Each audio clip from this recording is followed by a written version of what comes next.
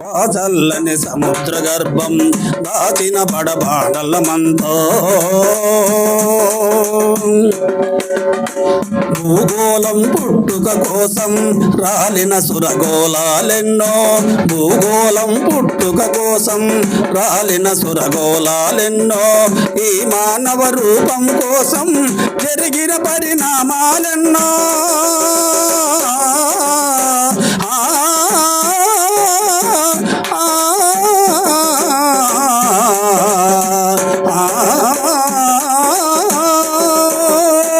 ఈ మానవ రూపం కోసం జరిగిన పరిణామాలెన్నో, ఒక రాజును గెలిపించుటలో ఒరిగిన నరకంఠాలెన్నో, ఒక రాజును గెలిపించుటలో ఒరిగిన నరకంఠాలెన్నో.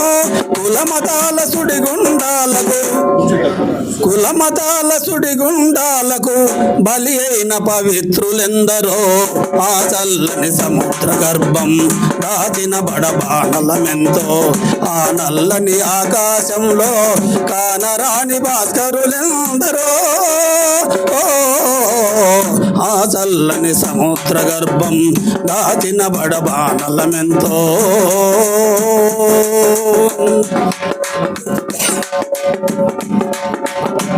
అన్నార్థులు అనాథలుండని ఆనవయుగ నజంత దూరం, కరువంటూ కాటకమంటూ కనిపించని కాలాలెప్పుడో, పసిపాపల నిదుర కనులలో ముసిరిన భౌచవ్యం ఎంతో, పసిపాపల నిదుర కనులలో. వేదిక మీద ఉన్నటువంటి పెద్దలు, సన్మాన గ్రహీతలు డాక్టర్ బ్రహ్మారెడ్డి గారు, అదేవిధంగా రామచంద్ర నాయుడు గారు, వేదిక మీద ఉన్నటువంటి జగన్నాథం గారు, అదేవిధంగా రామకృష్ణారెడ్డి వాళ్ళ పెద్దనాయన, చిన్నాయన, ఈ సభలో చాలా పెద్ద పెద్ద వాళ్ళు ఉన్నారు. వాళ్ళందరూ కూడా భారత కమ్యూనిస్ట్ పార్టీ సిపిఐ తరఫున నమస్కారాలు, ధన్యవాదాలు తెలియజేస్తున్నా. నేను ఎక్కువ మాట్లాడను, కానీ ఒకటి మాత్రం ఏమంటే, మా కమ్యూనిస్టు పార్టీకి ఒక నాయకుడిని తిరిగి మాకి దక్కించినందుకు మొట్టమొదటిగా వారిద్దరికి కూడా ధన్యవాదాలు తెలియజేస్తున్నాం. ఎందుకంటే చాలా ఒక దశలో మేమే ఇంకా రామకృష్ణరెడ్డి మాకు లేడనేటువంటి ఒక అభిప్రాయం లేకపోయినాం, ఇంకా బతకడనే అభిప్రాయం లేకపోయినాం.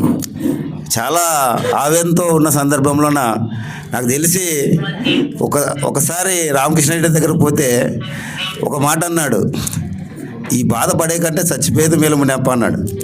అంటే మొత్తం ఒక పని చేసినారు, ప్రతిరోజు క్లీన్ చేయాలి, ఇట్లా ఒత్తుతున్నారు, ఇంత చాలా బాధ ఉందని చెప్పేసి.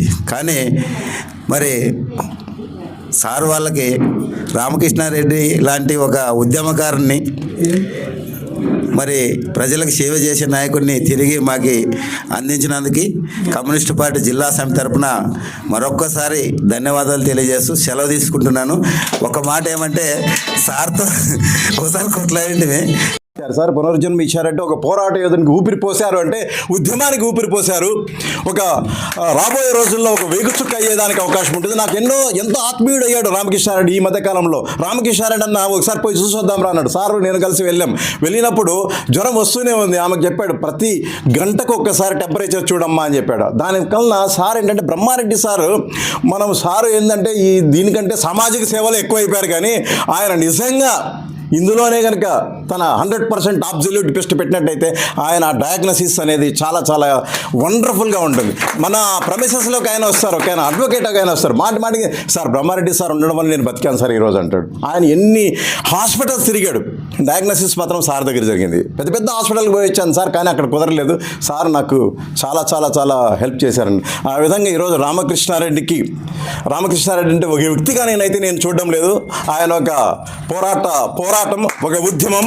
అలాంటి రామకృష్ణారెడ్డిని మనకు అందించినటువంటి రామచంద్ర నాయుడు సార్కి మరొక్కసారి ధన్యవాదాలు తెలియజేసుకుంటూ, బ్రహ్మారెడ్డి సార్కి ధన్యవాదాలు తెలియజేసుకుంటూ thank you friends. Thank you sir. సభకు ముఖ్యమైనటువంటి వ్యక్తి రామకృష్ణారెడ్డి సార్ గారిని మాట్లాడాల్సిందిగా కోరుతా ఉన్నాం.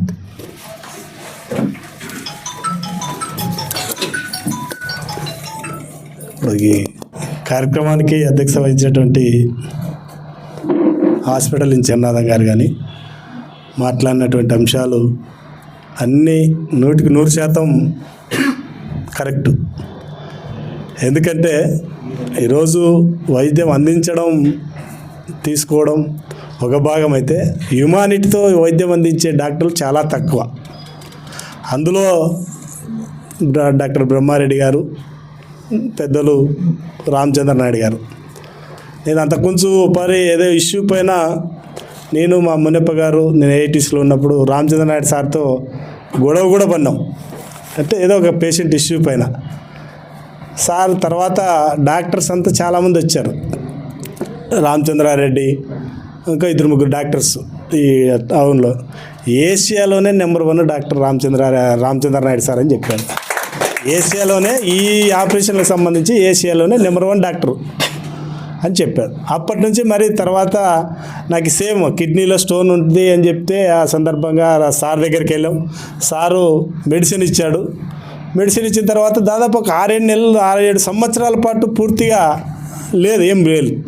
తర్వాత మరి లాస్ట్ ఇయర్ రావడం, అది జనరల్ హాస్పిటల్కి వెళ్తే అక్కడ సరైనటువంటి వైద్యం అందక ఆ సందర్భంగా నన్ను అడ్మిషన్ చేసే సందర్భంగా వైద్యులు సరిగా పట్టించుకోకపోతే మునప్ప గారు అందరూ కూడా మా పార్టీ నాయకులందరూ కూడా అక్కడున్న డాక్టర్లతో ఇమ్మీడియట్గా గొడవపడి 6:30కు పోయిన వాళ్ళము 9 అయినా ఒక ఇంజక్షన్ ఇవ్వలే, మాత్ర ఇవ్వలే.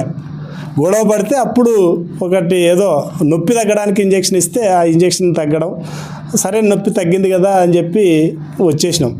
మరి సేమ్ 9:10-10:30కి నొప్పి వస్తే 9:30-10 మధ్యలో ఇది ఇప్పుడు జనరల్ హాస్పిటల్లో పోతే సాధ్యం కాదు, అప్పుడే పట్టించుకోలేదని చెప్పి అప్పటికి ఇమ్మీడియట్గా అమ్మ హాస్పిటల్కి వెళ్ళాం. అమ్మ హాస్పిటల్ వెళ్తే అక్కడ ఇమ్మీడియట్గా ఆయన శ్రీనాథ్ సార్ అందుబాటులో ఉన్నాడు.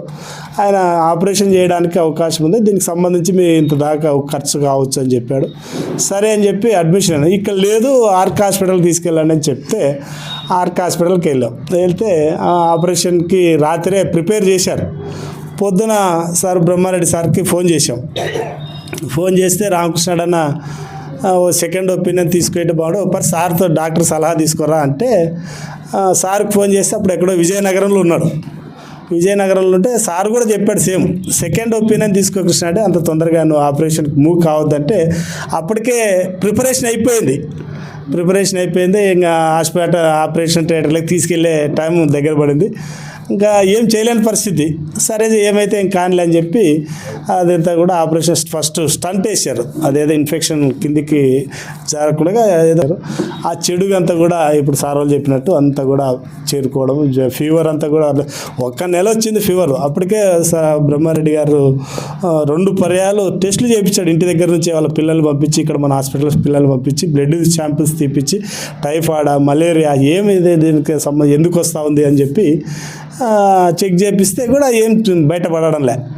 తీరా సరే సెకండ్ ఒపీనియన్ తప్పదు, ఇదే తగ్గడం లేదని చెప్పి జగన్నాథం గారికి ఫోన్ చేశాను. నేను మా భార్య ఒకటే ఫోన్ చేయి అంటే ఫోన్ చేస్తే ఓకే మాలకొండ అయితే మాట్లాడతానని చెప్పాడు సార్. మాలకొండ గారితో మాట్లాడితే రమ్మని రేపు అంటే ఫైల్ అంతా ఎత్తుకొని ఇంత ఆర్కా హాస్పిటల్ సంబంధించిన ఫైల్, నెల ఫైల్ కదా, అంత ఎత్తుకొని వెళ్ళాం.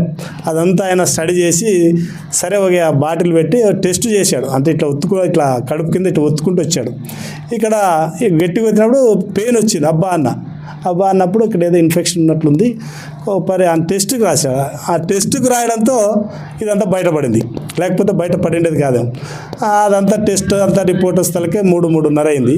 అంతలోపు నేనైతే సరే సార్ వాళ్ళు ఏమన్నా అనుకొని ప్రాణదాతలు ఇద్దరు రామకృష్ణారెడ్డి అన్న బ్రహ్మారెడ్డి గారు.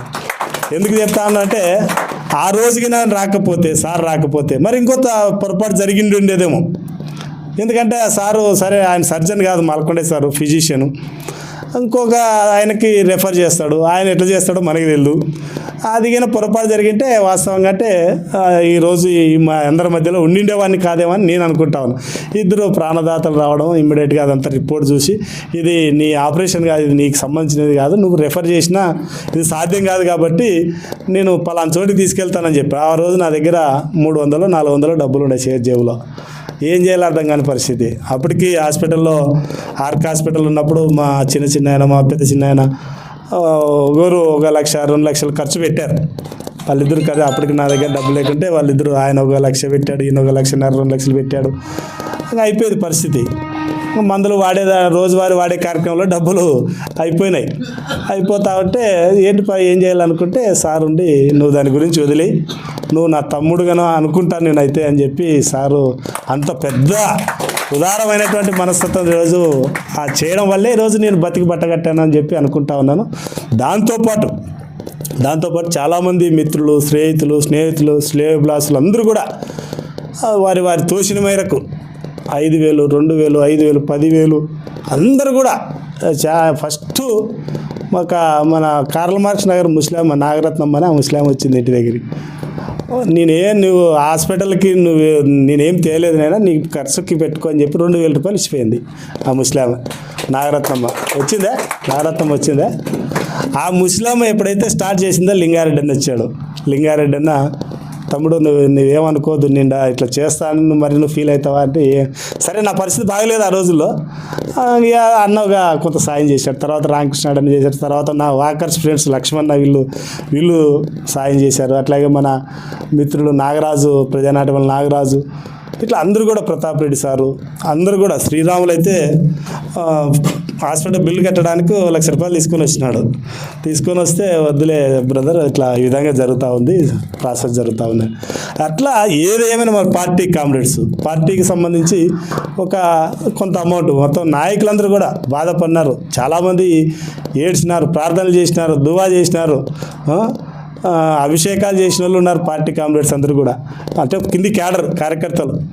అదంతా కూడా నన్ను బతికించడానికి ఒక మూలం అనేది నేను అనుకుంటా ఉన్నా. దీనికి ఇవన్నీ కూడా నేను రామచంద్ర నాయుడు సార్ దగ్గర 9:30-10 అప్పుడు పోయినా. సార్ చెప్తే పోతే సార్ ఇదంతా చూసి రిపోర్ట్లను చూసి ఇక్కడ నుంచి ఇక్కడ దాకా ఓపెన్ చేయాలి, ఓపెన్ చేస్తే ఏమైనా జరగవచ్చు, ఆపరేషన్ జరిగే సమయంలో అంటే అప్పుడు కూడా నాకేమవుతుందని నాకైతే ఫీలింగ్ లేదు. సరే కానీ సార్ ఏమైతే కానీలే, ఇప్పుడు నువ్వు ఆపరేషన్ చేయకుంటే 1 నెల 2 నెలలు బతా, ఆపరేషన్ చేసి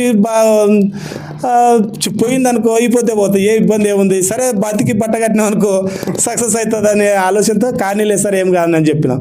అయినప్పటికీ కొంత మధ్య తర్వాత జరిగే డిస్కషన్ నాకు తెలియదు, హైదరాబాద్ బొమ్మన్నారు అనేది ఇవన్నీ కూడా నాకు తెలియదు. ఇవన్నీ కూడా ఎందుకంటే చెప్తా ఉన్నా అంటే ఈరోజు ఇట్లాంటి డాక్టర్స్ కర్నూలు నగరంలో ఉన్నారు కాబట్టి, ఇంకా రామచంద్ర నాయుడు సార్ లాంటి డాక్టరు, లేకపోతే మన బ్రహ్మారెడ్డి సార్ లాంటి డాక్టర్లు ఇంకా ఉన్నారు చాలామంది, మాలకొండయ్య కానీ ఇట్లాంటి పాతలందరూ కూడా వాస్తవంగా చూస్తాము. మనం చాలా అంతకుముందు బాలమద్దయ్య సార్ కానీ, లేకుంటే ఇంకోరు కానీ, కాంతారెడ్డి సార్ కానీ, ఇలాంటి పాత డాక్టర్స్ అంతా కనీసం హ్యుమానిటీతో వైద్యం చేస్తూ ఉన్నారు. ఇప్పుడు వచ్చిన పిల్లలంతా కూడా నెట్ ఓపెన్ చేసుకుని వైద్యం చేసినటువంటి పరిస్థితి.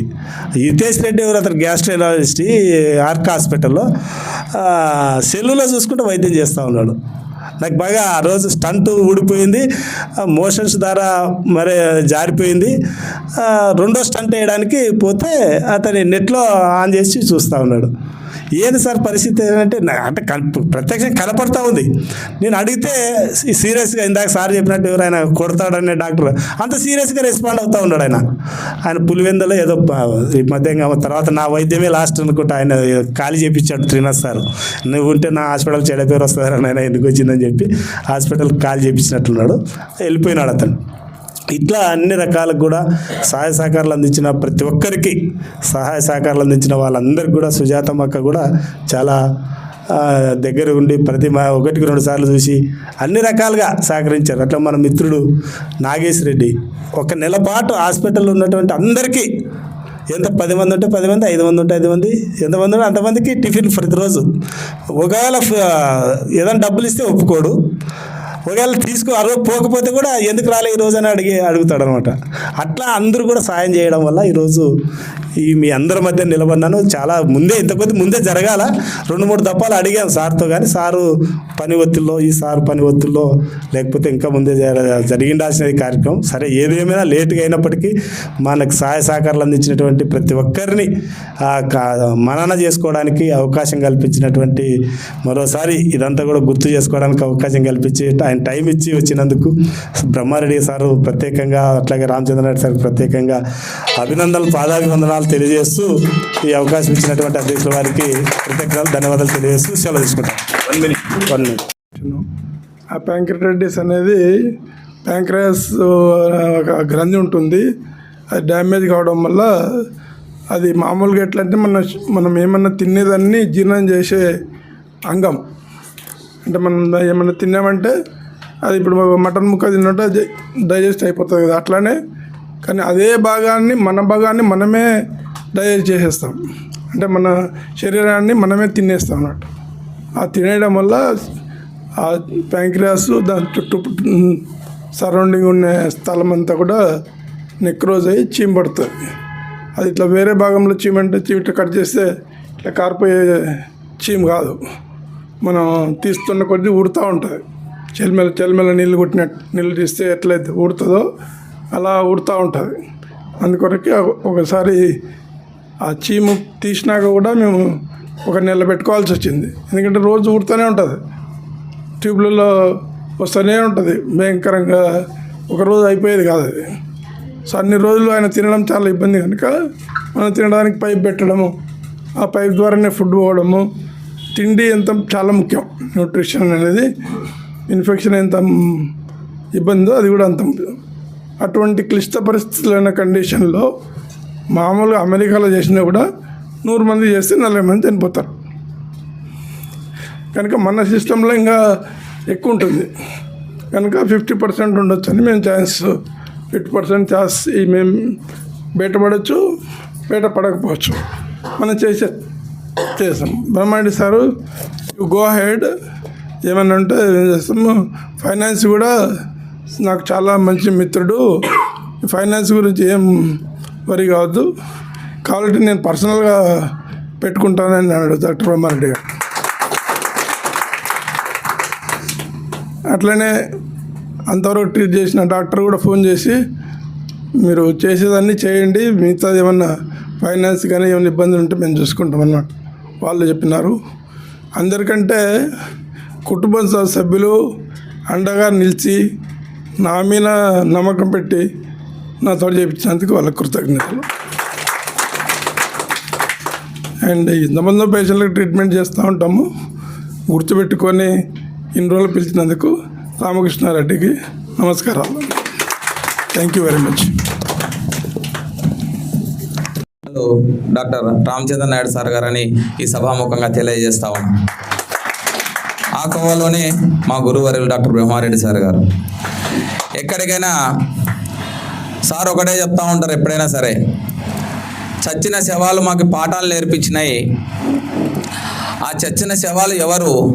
అనాథ శవాలు మాకు విద్య నేర్పించినాయి. కాబట్టి చిట్ట చివరి మజిలీ వరకు నేను ఈ ప్రజల కోసమే నా జీవితాన్ని అంకితం చేస్తానని చెప్పి తన దేహాన్ని కూడా ఇదే కర్నూలు మెడికల్ కాలేజీలో చదివి అదే కర్నూలు మెడికల్ కాలేజీకి డొనేషన్ ఇచ్చినటువంటి గొప్ప వ్యక్తి డాక్టర్ వి బ్రహ్మారెడ్డి సార్ గారు. ఇలా చెప్తా పోతే సార్ గురించి దండిగా ఉన్నాయి, చాలా ఉన్నాయి. ఎక్కడైనా సరే పేషెంట్లను పంపితే ఇంటెన్సివ్స్ వస్తాయి హాస్పిటల్స్కి, కానీ ఏకైక హాస్పిటల్ కర్నూలులో పేషెంట్లు ఎక్కడికైనా పంపిస్తే డయాగ్నోస్ సెంటర్స్కి అయితేనేమి, లేకపోతే ఏదన్నా పెద్ద ఆపరేషన్స్ అవసరమై బయటికి పంపిస్తే కూడా సార్ ఒకటే మాట చెప్తారు, no RO please give me concession this patient. అంటే నాకు ఎటువంటి ఇన్సెంటివ్స్ వద్దు, పేషెంట్కే తగ్గించుకోండి అని చెప్పి దాన్ని రాసినటువంటి ప్రిస్క్రిప్షన్లోనే రాసి పంపించేటువంటి ఘనత కూడా సారదే. కాబట్టి అటువంటి గొప్ప వ్యక్తులకు మనం ఈరోజు అభినందన సభ పెట్టుకోవడం అనేది చాలా సంతోషదాయకమైనటువంటి విషయం. ఈరోజు మన కళ్ళెదురుగున్నటువంటి వ్యక్తి మనందరికీ సుపరిచితులు అన్న పెద్దలు రామకృష్ణారెడ్డి అన్న గురించి ఒక విషయం చెప్పాలంటే, ఇందాకనే మీకు చెప్పిన నేను వైద్యం నారాయణ హరి, అంటే వైద్యం చేసేటువంటి వాడు దేవుడితో సమానమని. ఇంకొక పెద్దయినా రావాల్సింది ఇక్కడికి రామకృష్ణారెడ్డి సారు. ఆ రోజు అనుకోని పరిస్థితుల్లో సార్కి ఆపరేషన్ జరిగితే సారు హాస్పిటల్కి వచ్చి యాక్చువల్గా అంటే ఎప్పుడు కార్లో పోయే వ్యక్తి ఆటోలో పోయినాడు. అది చూడ ఎంత యాదృచ్ఛికంగా జరిగినటువంటి విషయం ఇది. ఆటోలో పోయి వాళ్ళ హాస్పిటల్కి పోయిన విషయం కూడా సార్కి తెలియదు. ఏదో రామకృష్ణారెడ్డికి ఆరోగ్యం బాలేదు పోయిద్దాంపా అన్న అంటే ఇద్దరు కలిసి ఆటోలో బయలుదేరడము. అక్కడికి పోయిన తర్వాత ఆ పక్క ఉన్నటువంటి ఏమ్మా ఇంటికి తాళం వేసినట్టు వాళ్ళు ఏదో హాస్పిటల్కి పోయినారని చెప్పడము, ఏ హాస్పిటల్కి పోయినారో తెలియక మళ్ళీ అక్కడ నుండి సార్కి ఫోన్ చేసి గౌరగోపాల్ హాస్పిటల్లో ఉన్నాము, ఇక్కడ ఉన్నాం సార్ అని చెప్పడము, అక్కడ నుంచి మళ్ళీ అదే ఆటోలో గౌరగోపాల్ హాస్పిటల్కి పోవడం. అంటే ఇదంతా కూడా యాదృచ్ఛికంగా జరిగింది. అంటే ఆ రోజు పరిస్థితుల్లో సరైన నిర్ణయం డాక్టర్ బ్రహ్మారెడ్డి సార్ గారు మరి డాక్టర్ రామచంద్ర నాయుడు సార్ గారు కూడా తీసుకోలేకపోయింటే ఈరోజు మన మధ్య రామకృష్ణారెడ్డి సార్ గారు లేరని చెప్పి ఈ సభాముఖంగా తెలియజేస్తున్నా. రేపు పొద్దు పొడిస్తే మనకు పరాభవనామ సంవత్సరం ఉగాది, కొత్త సంవత్సరంలోకి అడుగు పెట్టే తరుణంలో ఇటువంటి గొప్ప మహనీయులకి, సంఘ సంస్కర్తలకి, మానవ సేవ మాధవ సేవ అనేటువంటి తను మనచ వాచ కర్మన నమ్మినటువంటి వ్యక్తులకి అభినందన సభ అనేది మనం చేసే చిన్న మన గౌరవప్రదమైన సత్కారమే. ఇంకా వాళ్ళు చేసేటువంటి సేవలు చాలా ఉన్నాయని సభాముఖంగా తెలియజేస్తూ నేటి కార్యక్రమంలో ఇంకొక అతిథి ఉన్నారు. ఆయనని ఏపీ రైతు సంఘం కూలీ అధ్యక్షులు సార్ గారిని మాట్లాడవలసిందిగా కోరుతా ఉన్నాం. జగన్నాథ్ సార్ గారిని మాట్లాడవలసిందిగా కోరుతాం. అధ్యక్షత వహించినటువంటి వేదిక పైన ఉన్నటువంటి డాక్టర్ రామచంద్ర నాయుడు గారు, డాక్టర్ బ్రహ్మారెడ్డి గారు, రామకృష్ణారెడ్డి గారు, నగర కమ్యూనిస్ట్ పార్టీ కార్యదర్శి. రామకృష్ణారెడ్డి పైకి రా, కూర్చో. తర్వాత మునెప్ప ఏఐటీసీ జిల్లా కార్యదర్శి పెద్ద హనుమంత్ రెడ్డి. మిత్రులారా, నిజంగా ఇది ఒక చిరు సన్మాన కార్యక్రమం, లేదా చిరు సత్కార కార్యక్రమం. ఒక 8 నెలల కిందట, 8 నెలలు అయితే శ్రావణి 8 మంత్స్ అవుతుంది, 8 నెలల కిందట రామకృష్ణారెడ్డికి జబ్బు చేసింది. ఈ సభలో చాలామంది వామపక్షవాదులు, అభ్యుదయవాదులు, వామపక్షేతరులు, వామపక్షవాదులు అంటే మీరు చెప్పుకుంటారు, వామపక్షాలు మమ్మల్ని చెప్పారు అంటారు. వామపక్షేతరులు కూడా అందరూ వామపక్షాలు ఉండాలనేది ఏం లేదు. వామపక్షేతరులు కూడా సహజంగానే సమాజంలో ఉంటారు. వాళ్ళని కూడా మనం గౌరవించాలి, వాళ్ళ సిద్ధాంతాలు వేరైనా. వామపక్షేతరులు మిత్రులారా, రామకృష్ణారెడ్డి ఒక 8 నెలల కిందట హాస్పిటల్లో జబ్బు పడి అడ్మిట్ అయ్యాడు. సాధారణమైన జబ్బు అని అనుకున్నాం. సహజంగా అట్లా చాలామందికి వస్తుంటాయి, రాని జబ్బు ఏం కాదు, మనోళ్ళకి రాని కొత్త ప్రత్యేకమైన జబ్బు ఏం కాదు. హాస్పిటల్ అడ్మిట్ అయినాక ట్రీట్మెంట్ బాగానే చేశారు. బ్రహ్మారెడ్డి గారు చెప్పిన బాగానే చేశారు, కానీ ఎక్కడో మిస్టేక్, సరిగా డయాగ్నోసిస్ చేసే దాంట్లో పొరపాటు జరిగింది. హాస్పిటల్లో ఉన్న జూనియర్ డాక్టర్స్ ఇంకొకరో దాన్ని సరిగ్గా కనిపెట్టలేకపోయారు. దానివల్ల కొంచెం ఇన్ఫెక్షన్ ప్రారంభమైంది. లీటర్ల కొద్దీ 4-5 లీటర్ల చెడుగు లివర్ చుట్టుపక్కల, ప్యాంక్రియాస్ గ్రంథి చుట్టుపక్కలంతా పేరుకొని పోయింది. దాని ద్వారా జరిగింది తప్ప కావాల్సి జరిగినటువంటి పొరపాటు కాదు అది. అనుకోని తప్పిదాలు చాలామంది చేస్తాం డాక్టర్. మేము కూడా చాలా తప్పులు చేసామని మనం మీటింగ్ కూడా చెప్పాడు సార్. మేము డాక్టర్లు అయినా తప్పులు చేయని మానవుడు ఎవరు లేరు. డాక్టర్లు అంతా కరెక్ట్గా చేస్తారని కూడా ఏం లేదు. ఎంత పెద్ద డాక్టర్ అయినా పొరపాటు జరుగుతాయి. మిస్టేక్ జరిగింది. తర్వాత గుర్తించారు వాళ్ళు కూడా. తర్వాత గౌరగోపాల్ హాస్పిటల్లో చేర్చారు. అక్కడ పెద్ద హాస్పిటల్ కదా అని. తర్వాత డాక్టరే హుషారు పడి ఇది ఇక్కడ ఉండాల్సిన జబ్బు కాదు, రామచంద్ర నాయుడు దీనికి ఎక్స్పర్ట్ ఈ ఊరిలో, కాబట్టి ఆయన దగ్గర తీసుకోవడం మంచిది అని ఆయన దగ్గర రాత్రిపూట చేర్చి అక్కడ మాలకొండ ఆయన కూడా బ్రహ్మారెడ్డి గారు రిక్వెస్ట్ చేశారు, సార్ ఇది నా పేషెంటు, మీది కాదు, కాబట్టి మేము కాపాడుకోవాలా, నేను కమ్యూనిస్ట్ పార్టీ కార్యకర్త అని చెప్తే మంచి ఫ్రెండ్స్ వాళ్ళంతా అంత కలిసి చదువుకున్నవాడు. కాబట్టి ఆ నేపథ్యంలో రామచంద్ర నాయుడు దగ్గరికి పోయినప్పుడే ఆయన కూడా చూసిన తర్వాత మళ్ళీ నన్ను పిలిచారు హాస్పిటల్లోకి. ఇద్దరు థియేటర్లో ఉన్నారు. ఇది 50-50% అని చెప్పారు రామచంద్ర నాయుడు. రామకృష్ణ 50-50% ఆపరేషన్ చేస్తాము, ఓపెన్ చేస్తాము. అయినా మీరు కమ్యూనిస్టులు కాబట్టి మాకు భయం అవుతుంది, మీరు కమ్యూనిస్టులు ఏమైనా అయితే జెండాలు ఎత్తారా మీరు అంటే బ్రహ్మారెడ్డి చెప్పారు అన్నమాట. నన్ను పిలిచి బయట పిలిచి, మీరున్నాక అదేం సార్, మీరు యాజ్ ఏ కమ్యూనిస్ట్, మీరు లెఫ్టిస్ట్, మీరు చెప్పిన తర్వాత అట్లేముండదులేండి, మాకు మనిషి బతికించాలని ప్రయత్నం. ఏ డాక్టర్ కూడా మనిషిని చంపాలని ఎవరు ప్రయత్నం చేయరు, శత్రువును కూడా ప్రయత్నం చేయడు. శత్రువు వచ్చి అడ్మిట్ అయితే కూడా బతికించాలా, రాజకీయం శత్రుత్వం వేరే ఉంటుంది, అది వేరే విషయం. నేను ఇట్లాంటి చాలా చూశాను. నాగర్ కర్నూలు నాగం జనార్దన్ రెడ్డి అనే ఒక డాక్టర్ ఉండాడు, మినిస్టర్ తెలుగుదేశం పార్టీలో, నాగర్ కర్నూలులో. ఆయన కమ్యూనిస్ట్ పార్టీ జిల్లా కార్యదర్శి లింగారెడ్డి గారికి, ఆయనకి జనార్దన్ రెడ్డి గారికి అసలుకి రాజకీయం గ్రామాల్లో తగాల నిత్యం.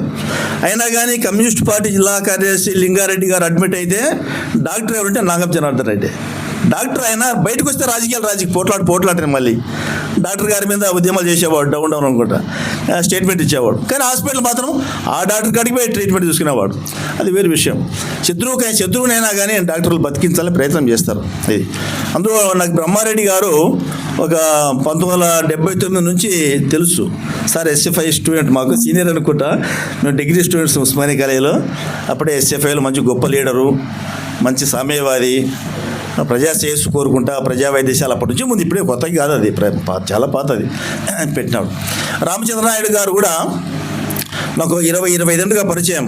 ఆ నటరాజ్ ట్యాక్స్కి ఎదురుగా వైద్యం చేసుకుంటా చాలా మంచి డాక్టర్, మంచి సర్జన్ తెలుసు బాగా. లివర్ సంబంధించి, స్టమక్ సంబంధించి చాలా ఎక్సలెంట్ డాక్టర్, దాంట్లో పేరు పెట్టేకి లేదు ఆయన. అందులో ఆయన దగ్గర పోయినప్పుడు కూడా ఒక పని మీద పోయాము లాస్ట్ ఇయర్, సార్ గుర్తుంది లేదో. ఆయన షో కేసులోన సురవరం ప్రతాపరెడ్డి గారి అవార్డు ఉంది ఏదో ఒకటి. మేము చూసి మా వాళ్ళే కదండి సురవరం వాళ్ళది అంటే, అవునండి నాకు అవార్డు వచ్చింది, అదంతా చర్య చెప్పుకుంటూ వచ్చారు. మంచి డాక్టరు. కాబట్టి ఈ నేపథ్యంలో నేను చెప్పేది ఏమంటే, నిజంగా రామకృష్ణారెడ్డి మనకి సరే బతకడము, మంచి వైద్యం చేయడము, బ్రతికించుకోవడము అందరూ చాలామంది కృషి చేశారు. ఇక్కడ డాక్టర్లే కాదు, పార్టీ నాయకులు, పార్టీ కార్యకర్తలు, కింది స్థాయి ఉన్నటువంటి సభ్యులు కూడా పరామర్శించి వాళ్ళ కుటుంబ సభ్యులకి, శ్రావణ్కి వాళ్ళ కుటుంబ సభ్యులకి ధైర్యం చెప్పి, మీకే పర్లేదు పార్టీ ఉంది వెనకాల అంటే, ఎంత పార్టీ ఉన్నా వైద్యం పార్టీ చేయదు కదా. వైద్యం చేసేవాళ్ళు డాక్టర్లు, పార్టీ కమ్యూనిస్ట్ పార్టీ వైద్యం రాదు కదా. అంటే ధైర్యం చెప్పి కుటుంబాన్ని కూడా సముదాయించినాము, బాగా ధైర్యంగా ఉండమని చెప్పాం. కాబట్టి ఈ నేపథ్యంలో వారికి చిరు సన్మాన కార్యక్రమం పెట్టింది. ఇది నిజంగా ఇది మీటింగ్ టైం కాదు, భోజనం టైం. మనం ఈటింగ్ టైంలో మీటింగ్ పెట్టుకున్నాం, తప్పదు ఒకసారి సమయం కూడా అట్లా ఉంది. కానీ నేను చెప్పేది ఏమంటే, చివరిగా సరే సత్కారం అంతా నడుస్తుంది. మనము యాజ్ ఏ కమ్యూనిస్టులు కానీ కమ్యూనిస్టేతరులు కానీ చెప్పేది ఏమంటే, మనము అనారోగ్యాన్ని కోరుకోకూడదు. నేను అనారోగ్యం అనే భావన వీడండి. ఇప్పుడు నిజంగా చెప్పాలంటే వైద్య ప్రమాణాలు బాగా పెరిగినాయి, చాలా పెరిగినాయి వైద్య ప్రమాణాలు. ఆరోగ్య ప్రమాణాలు క్షీణిస్తున్నాయి. రెండు డిఫరెంట్ వేరు అంశాలు. కాబట్టి ఆరోగ్య ప్రమాణాలని కాపాడుకోవాలా ప్రజల్లో ఉండేవాళ్ళం. సార్ ఎట్లా కాపాడుకోవాలి ఆరోగ్య ప్రమాణాలని? టెన్షను, ఒత్తిడి, రకరకాల జబ్బులు, కల్తీ ఆహారం చాలా ఉన్నాయి కదా అంటారు. అయినా కానీ మనం ప్రజా ఉద్యమంలో ఉండే వాళ్ళం బ్యాలెన్స్గా ఉండాలి. ప్రజల కోసం జీవించే వాళ్ళం. ఎంత బ్యాలెన్స్ చేసుకుంటే అంత జబ్బుల్ని ఆరోగ్యాన్ని మనం బ్యాలెన్స్ చేసుకుంటూ పోవాలి. చాలామంది భయంతో చచ్చిపోయే వాళ్ళు చాలామంది, మన కొద్ది డాక్టర్లకి ఎక్కువ. భయం అనేది మనిషిని చంపుతుంది. భయం అనేది ఎప్పుడైతే భయం ప్రొడక్షన్ అయిందో అది మరణానికి మెల్లగా ఒక్కొక్క పాయింట్లు వేసుకుంటూ పోతుంది. ధైర్యం అనేది ఎప్పుడైతే ప్రొడక్షన్ అయిందో మనిషిలో, నా గుండెలో, హృదయంలో, మనసులో, శరీరంలో, ఆ ధైర్యం అనేది మనిషికి మరింత జీవం వస్తుంది. ఓషో గారి పుస్తకాలు నేను చాలా చదివినాను, 2 ప్రధానమైనవి. ధైర్యం గురించి ఆయన చెప్తాడు, అద్భుతమైన చెప్తాడు. ధైర్యంగా ఉండు, నువ్వు ఇంకా ఎక్కువ ఏళ్ళు బతుకుతావు, నీలో ఉన్న జబ్బులన్నీ నయమవుతాయి అంటాడు. భయంతో ఉండు, నీలో ఉన్న జబ్బు మరింత బలపడి శ్మశానానికి దగ్గరవుతావు, నువ్వు చావుకు దగ్గరవుతావు, జాగ్రత్త అంటాడు ఓషో. మనం కొంతమంది ఓషోని అంగీకరించము, అయినా కానీ చాలా మంచి పుస్తకాలు ఉన్నాయి. కాబట్టి మన యాజ్ ఏ కమ్యూనిస్ట్ పార్టీ కార్యకర్తలుగా, ప్రజల్లో ఉండేవాళ్ళుగా ఎప్పుడు కూడా అనారోగ్యం అనేది డిలీట్ చేసేయండి. ఆరోగ్యవంతుని ఐఎమ్ ఆల్వేస్ హెల్తీ, నేను ఎప్పుడు ఆరోగ్యంగా ఉంటున్నా, నీ మనసులో అది ప్రొడక్షన్ అవుతుంది. ఈ ధైర్యం అనేది ఎక్కడ బయట అంగట్లోనో మెడికల్ షాప్లోనో అమ్మే వస్తువు కాదు అది. ఆ ధైర్యం అనేది మన అంతర్గతంగా ఉంటుంది. ఏ మెడికల్ షాప్లో ధైర్యం నమ్ముతారు? కిలో ధైర్యం ఇవ్వమని చెప్పండి. డీమార్ట్లో పోయి 1 క్వింటల్ ధైర్యం ఇవ్వమంటే ఇస్తారా? డీమార్ట్ అయినా ఇవ్వలేడు. ధైర్యం అనేది మనలో ప్రొడక్షన్ కావాలా. కాబట్టి అనవసరమైన సరికాని విషయాలు, సరికాని ఆలోచనలు, సరికాని విధానాలు మనం ఎప్పటికప్పుడు డిలీట్ చేసుకుంటా పోతే పాజిటివ్ వస్తుంది. దాంతో మరింత కాలం మనం ముందుకు పోతాం, మరింత ఆరోగ్యవంతంగా ఉంటాం. మనం ప్రజల్లో ఉండే వాళ్ళంగా ఎంత ఎక్కువ ఆరోగ్యంగా ఉంటే అంత ప్రజలకు సేవ చేస్తాం. సేవనే కాదు, కుటుంబానికి భారంగా. మీకు తెలుసు లేదో, మనం అనారోగ్యం పాలైతే కుటుంబ సభ్యులు ఏమంటారు? ప్రజాసేవ అనుకుంటే పరిగెత్తిపోయా మా ఆయన, ప్రజాసేవ చేసి ఆరోగ్యం పాడు చేసుకునే అని పార్టీ మీద వ్యతిరేక భావనలు వస్తాయి. బయటికి చెప్పరు వాళ్ళు. చెప్పుకున్నా వ్యతిరేక భావన, మా ఆయన బాగుండే అమ్మా పోత అది ఇది అని ఇవన్నీ వస్తాయి. కాబట్టి అట్లా చెప్పి చావకుండా ఎవరు ఉంటారు? అందరు ఇక్కడ ఉన్న వాళ్ళందరూ పోయేవాళ్ళమే, నాతో సగా. రేపు పుట్టేవాళ్ళు కూడా వాళ్ళు పోతారు. ఇప్పటికీ కొన్ని లక్షల కోట్ల మంది పుట్టారు, పోయారు. వాళ్ళంతా భూమి పై పొరల్లో విశ్రాంతి తీసుకుంటూ ఉన్నారు పోయిన వాళ్ళంతా. మనం కూడా విశ్రాంతి కోసం పోకుండా ఏమున్నాం. కానీ ఉన్నంత కాలంలో ఇప్పుడు వైద్యం అనేది చాలా కాస్ట్లీ అయిపోయింది. డబ్బులు కొట్టుకున్నటువంటిది, లక్షల రూపాయలు హాస్పిటల్కి పోతే అవన్నీ. ఆ నేపథ్యంలోన మనం బాగుండాలని కోరుకుంటాం. రామకృష్ణారెడ్డి గారికి సేవ చేసి, సర్వీస్ చేసి, కమ్యూనిస్ట్ పార్టీ ఒక సభ్యుడు కాదు, ఆయన ఒక నాయకునికి బతికించినందుకు, ప్రజలకు మరింత సేవ చేసేదానికి కూడా మాకు అవకాశం వచ్చింది. వారి సేవలు, మీ సేవలు మేము ఉపయోగించుకుంటున్నాం. కాబట్టి ఇట్లాంటి కూడా రేపు రాబోయే రోజుల్లో కూడా మా ద్వారానో ఇతరులు అంటే రావాలని కోరుకోం. వస్తే కూడా మీరు కూడా ప్రజల్లో ఉండేవాళ్ళు. ఇతర వైద్యులతో పోలిస్తే ఈయన యావరేజ్గానే ఉంటాడు పాపం రామచంద్ర నాయుడు గారు. మన దృష్టికి వస్తుంటాయి కరోనా టైంలో ఏ డాక్టర్ ఎట్లా ఎవరైతే బిల్లు వేస్తారో మన దగ్గర సవాళ్ళు వస్తుంటాయి, అవన్నీ కూడా కంప్లైంట్స్. ఆ నేపథ్యంలోన యావరేజ్ డాక్టర్ అని చెప్తున్నా. కాబట్టి ఇట్లాంటి వాళ్ళు ఉండాలా. భవిష్యత్తులో కూడా మా వాళ్ళకి సర్వీస్ చేయాలని, మీరు చేసిన సేవలకి పదే పదే మా తరపున, వారి కుటుంబం తరపున, ప్రజల తరపున పదే నమస్కారాలు తెలియజేస్తూ సెలవు తీసుకుంటున్నాను. మామూలుగా ఇది ఒప్పుకోడైనా నేను ఈ మధ్య అదే పనిగా వెళ్ళి సార్ ఖచ్చితంగా మీరు రావాలి, చాలా కృతజ్ఞతలు మీ ఎడల చూపుకోవాలైనా రామకృష్ణారెడ్డి గారు అదే పనిగా అడిగాడు. 5-6 నెలల నుంచి అడుగుతున్నాడు, నేనే వాయిదా వేస్తూ వచ్చా. కానీ మీరు రావాలంటే ఆయన పెద్ద మనసు అంగీకరించినందుకు సంతోషం. ఓ సమస్య మన రామకృష్ణారెడ్డి గారికి వచ్చింది. అందుబాటులో డాక్టర్ గారు త్రినాథ్ గారు ఉంటే, పైగా తెలుసు ఆయనకి, అక్కడికి వెళ్ళారు. ఆ డాక్టర్ గారు కూడా ఛార్జెస్ ఏమి తీసుకోకుండా మందుల కోసం మాత్రమే తీసుకొని ఆపరేషన్ చేశాడు. అది నాకు రామకృష్ణారెడ్డి చెప్పాడు. అంటే కొత్తగా ప్రాక్టీస్ పెట్టారు ఆయన ఇక్కడ గాయత్రి ఎస్టేట్లో. తగిన అర్హత ఉండి వైద్యం నేర్చుకొని చేశాడు ఆయన. కానీ సమస్యలు రావని ఏమి గ్యారెంటీ ఏమి లేదు. ఇప్పుడు నేను 74 నుంచి వైద్యం చేస్తూ ఉన్నా. నా వలన కానీ, మా స్టాఫ్ వలన కానీ, ఏది కాదంటే పేషెంట్లో ఉన్నటువంటి రోగాన్ని ఎదుర్కోగలిగే శక్తి లేనందువలన కానీ సమస్యలు వస్తాయి. కొన్ని వందలు చూసినా నేను. దానికి ప్రజలకి ఏమర్థమవుతుందంటే, ఇన్ని కారణాలు ఉంటాయి, ఇట్లా ఏది పని చేసింది ఇవన్నీ తెలియదు జనానికి. ఏ హాస్పిటల్లో జరిగింది, ఏ డాక్టర్ చేసినాడు, ఇంకా ఆయన మీద పడతారు. అంటే 2 రకాల హాస్పిటళ్ళు ఉన్నాయి ఇక్కడ. మేమందరం మధ్యతరగతి హాస్పిటల్లో, కార్పొరేట్ హాస్పిటల్లో ఉంటాయి పెద్దవి. వాళ్ళ దగ్గర మీరు పోనులేరు, వాళ్ళు ఏమి చేయనులేరు. వాళ్ళు కూడా కావాలని ఏమి చేయరు. కానీ ఏదైనా చిన్న సమస్య వస్తే అంత పెద్ద హాస్పిటల్ మీరు ఏం ట్యాకిల్ చేయలేరు. అంటే చేసేది ఎవరో, చూసేది ఎవరో, చివరికి డిశ్చార్జ్ చేసేది ఎవరో. పైగా పెద్ద హాస్పిటల్ కాబట్టి పెద్ద ప్రొటెక్షన్ పెట్టుకుంటారు. మీరు ఎవరన్నా గట్టిగా మాట్లాడితే 4 గేట్లు వేసి కూడా పంపించగలరు. అటువంటి స్థాయిలో ఉండే హాస్పిటల్ కాదు మావన్నీ మధ్యతరగతి హాస్పిటల్. మా రామచంద్ర నాయుడు కానీ, మా త్రినాథ్ కానీ, నాదే అని అన్నీ మధ్య లెవెల్ హాస్పిటల్స్. ఎప్పుడూ డాక్టర్లు మీకు కనపడతా ఉంటాం. సమస్య ఏది వచ్చినా మాతో మీరు మాట్లాడుకోగలరు. కానీ సమస్య వచ్చిన కారణం మాకు అర్థమైనంతగా మీకు అర్థం కాదు. మేము ఒకవేళ ఎక్స్ప్లెయిన్ చేసినా అర్థం చేసుకోగలిగే పరిస్థితి ఉండదు. పేషెంట్కి అర్థమవుతుంది, పేషెంట్ బంధువులకు అర్థమవుతుంది. కానీ మధ్యలో కొత్త బంధువులు చేరతారు. బాగలేదనగానే వస్తాం కదా, ఈ వచ్చినటువంటి రాగానే మొదటి డైలాగ్ ఏదంటే, ఈ హాస్పిటల్కి ఎందుకు వచ్చినావు, మొదటి డైలాగ్ అది.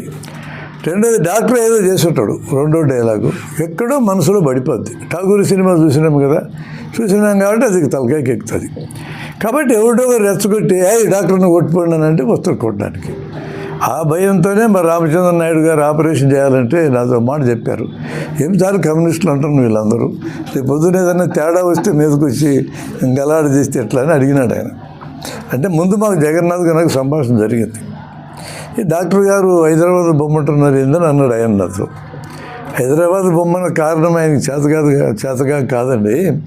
ఆయన భయం ఇది 50% అనే పరిస్థితిలో మనోడు ఉన్నప్పుడు ఆ భయం సహజంగా చెప్తారు కదా. మీరు అసలే నాయకులు, మీరు ఏమైనా దాడి చేస్తే మా సాగుకు వస్తుంది కదా అని భయంతో చెప్పాడనంటే, ఆయన మేమిద్దరం మాట్లాడుకున్నాక అట్లాంటి సమస్య ఉండదులేండి, నేను హామీ ఉంటా కదా, మీరేమీ ఆలోచించవద్దు, మీరైతేనే చేయగలరు దీన్ని, నాకు తెలుసు ఆయన అయితేనే చేయగలరని. అందుకని ఆయనకి ఆ బాధ్యత మనం అప్పచెప్పాం. చాలా బాధ్యతగా ఆయన తెల్లారుజామున 5కి 6కి రెడీ అయ్యి మొదలెట్టి చేశాడు. ఎక్కువ ఆపే కేసు కూడా కాదు అది. అంటే దాన్ని కనుక్కోవడం కూడా కష్టమే అండి. ఆయనకున్న సమస్య కూడా ఎట్లుందంటే, పోస్ట్ ఆపరేటివ్గా బాగున్నాడు, పై గాయం బాగుంది, ఇంటికి వెళ్ళాడు, జ్వరం వస్తూ ఉంది మధ్యలో. ఎక్కడో ప్రాబ్లం ఉందని అనిపిస్తుంది, కానీ ఎక్కడనేది మాకు అర్థం కాలే. ఒక నెల జ్వరం వచ్చింది.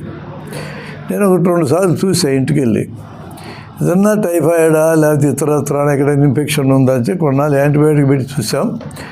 సరే మధ్యలో ఇక ఏమీ కంప్లైంట్ ఏం రాకపోతే బాగానే ఉన్నాడని వదిలేసాం. ఒకరోజు మన పెద్ద రామకృష్ణారెడ్డి ఈ ప్రయాసంగా ఐక్యవేదిక నడుపుతాడు చూడు, ఆయన ఒకసారి పోయిద్దాం పదన్నా అని చెప్పాను అన్నాడు. ఇంటికి వెళ్తే ఇంటికి తాళం వేసింది. అక్కడ పిల్లోడు ఉండి ఏమి లేదు తాళం వేస్తున్నారంటే, ఇక్కడ ఆడున్నాడు, ఆయన ఆసుపత్రిలో జరిగేది. ఆయన ఎక్కడ చేరాడంటే గౌరీ గోపాల్ అన్నాడు. ఇంకక్కడక్కడి నుంచి బయలుదేరి వెళ్ళాం. వెళ్తే చాలా సిగ్గా ఉన్నాడు రామకృష్ణారెడ్డి. మామూలు మనిషి బలంగా ఉండబట్టే 4 రోజులు తట్టుకున్నాడు. అంటే శరీరానికి ఆ బలం ఉంటే లోపల ఇన్ఫెక్షన్ ఉన్నా తట్టుకోగలరు, మనకు అర్థమవుతూ ఉంటుంది ఏం తట్టుకోగలడా లేదని.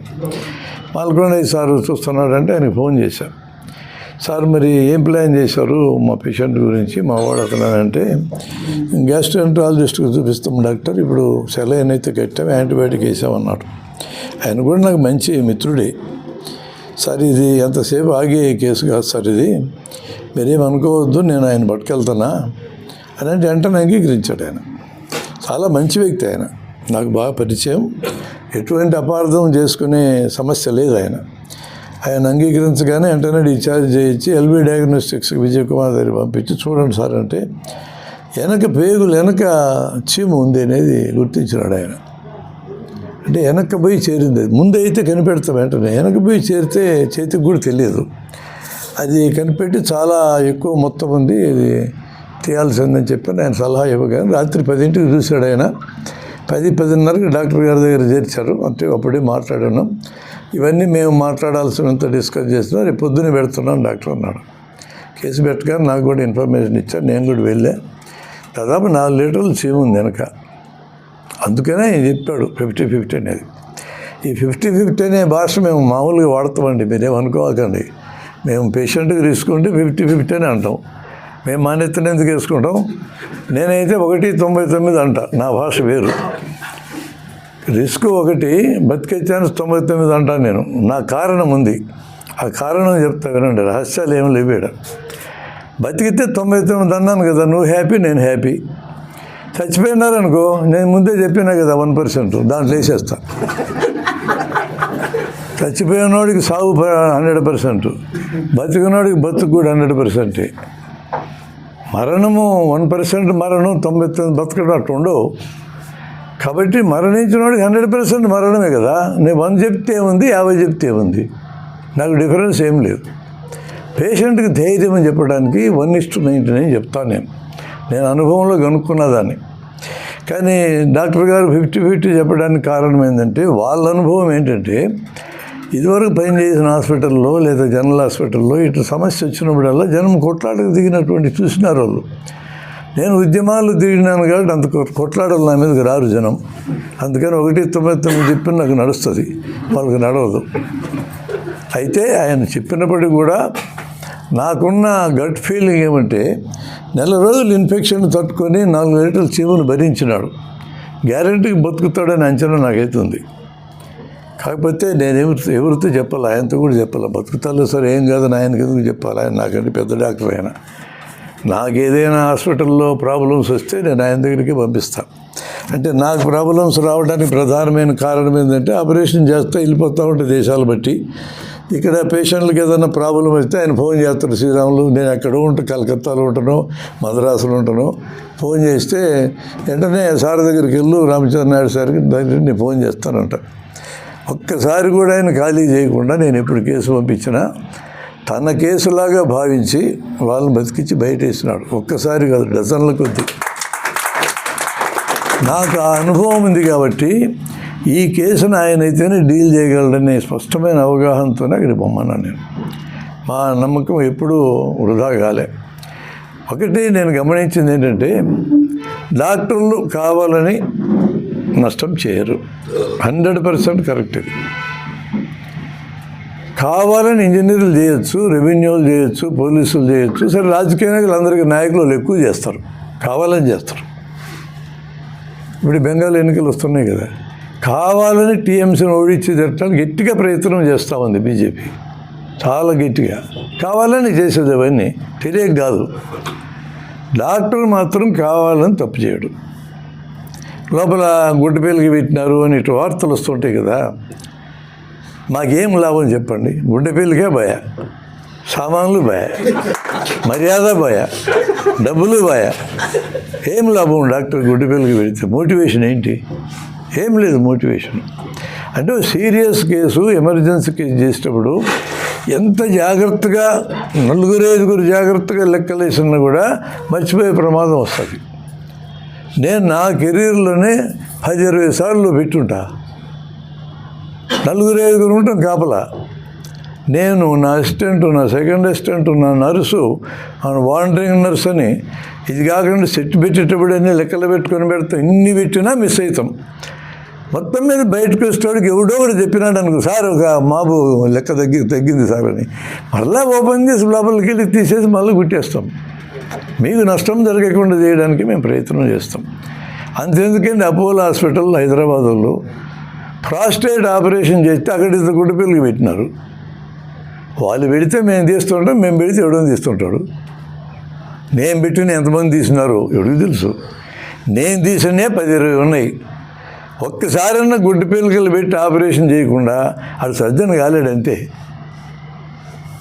అంటే మీరందరూ పెడతారా అని మీరు అనుకుంటా, పెట్టినా నేనే చెప్తున్నా కదా. దాన్ని మీరు నెగిటివ్గా చూడక్కర్లా. దాన్ని గుర్తుపెట్టి దానికి తగినటువంటి పరిష్కారం చేయగలిగితాడు గొప్ప డాక్టర్. అట్లా చేయగలిగే సత్తా ఉన్నోళ్ళే డాక్టర్లు. ఎవడు నిర్లక్ష్యంగా పెట్టినాయా ఏమైతే అని మాట్లాడరు మీతో. ఎంత బాధపడుతామో మేము. పేషెంట్కి ఏదన్నా సమస్య వస్తే నెలల తరబడి ఉంటారు. ఒక పేషెంట్ నా దగ్గర 5 ఏళ్ళు ఉన్నారు. 5 ఏళ్ళు మీరు ఊహించలేరు. ఇంత పిల్లలు మనవరాలు ఇంత ఎత్తు పెరిగింది మా దగ్గరే. నేను నా గొప్పతనానికి చెప్పటంలో 5 ఏళ్ళు ఉన్నారంటే వాళ్ళ గొప్పతనం అది. 5 ఏళ్ళు నన్ను భరించినారు వాళ్ళు. లక్షలు ఖర్చు అయింది నాకు, పోతే పోయి డబ్బులు. కానీ పేషెంట్ నా మీద నమ్మకం పెట్టుకొని ఒక సమస్య ఎదురైతే 5 ఏళ్ళు నువ్వే నాకు బాగు చేయని కూర్చున్నారంటే అది ఖచ్చితంగా డాక్టర్కి ఇచ్చినటువంటి విలువ. అంత మంచి రోగులు ఉన్నారు. నేను రోగుల మీదనే నేను ప్రేమ చూపిస్తున్నాను. డాక్టర్లు చిన్న తేడాలు ఉన్నప్పటికీ కూడా ప్రజలు అసలు సహకరించినారు కాబట్టి డాక్టర్లు మేము ఉండగలుగుతున్నాం. లేకపోతే ఎక్కడ సాధ్యమవుతుంది? మంచి డాక్టర్ అంటే నా లెక్కలో శాస్త్రీయమైన వైద్యం చేయాలి. మీద అబద్ధాలు మాట్లాడకూడదు, ఉన్నది ఉన్నాడు చెప్పాలా. అటువంటి డాక్టర్లు ఉన్నారు మన ఊళ్ళో, మీకేం డౌట్ అక్కర్లా. రెండవ క్వాలిటీ మీరు కోరుకోవాల్సింది, నేను కోరేది కూడా ఏమంటే పేషెంట్లతో మంచిగా మాట్లాడాలి.